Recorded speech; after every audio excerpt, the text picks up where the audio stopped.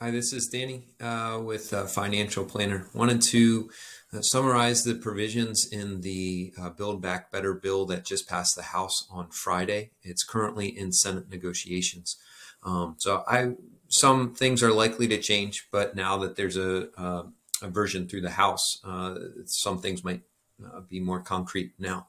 So that's why I wanted to wait to summarize it until now. There's been probably about 8 versions thus far, but hopefully only 1 or 2 maybe left. So here's a summary. So the big changes are really affecting retirement accounts.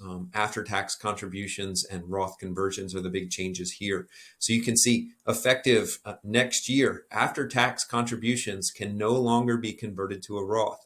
So that's if you had a mega backdoor option inside the workplace 401k plan, or just doing after-tax contributions to a Roth IRA, going through the traditional IRA to get there via the 2-step.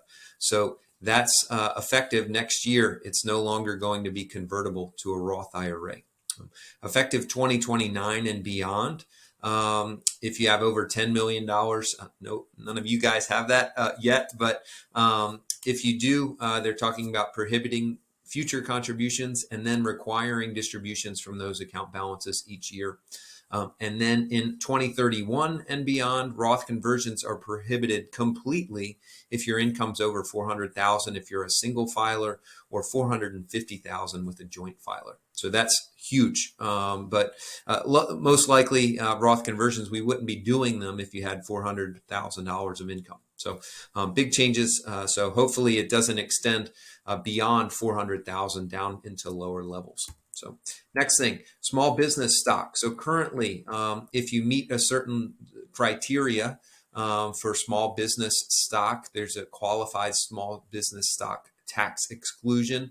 Right now, it's 100% exclusion, but they're eliminating that if your income's over 400,000. So it would then become 50% exclusion at that point.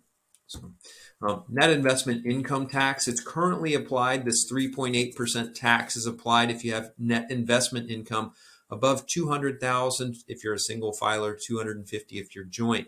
It's now going to apply to business income if you're earning business income over and your income on your tax return is over 400 or 500,000. You have that additional surcharge of 3.8% there as well. Wash sale rules, this isn't a big one, but the wash sale rules exclude you from selling something at a loss today and repurchasing it tomorrow just to lock in that loss. They're saying that's effectively not a sale. You're just selling and repurchasing it. So that did not apply to crypto. I highlighted there, but it didn't apply to commodities or currencies either. They're expanding the rules to apply to those things. Not a huge change, but just something to be aware of. Additionally, there's an additional surcharge of 5% if your income's over $10 million, 3% if it's over $25 million. So that's something that's kicking in. That's on top of regular income tax rates.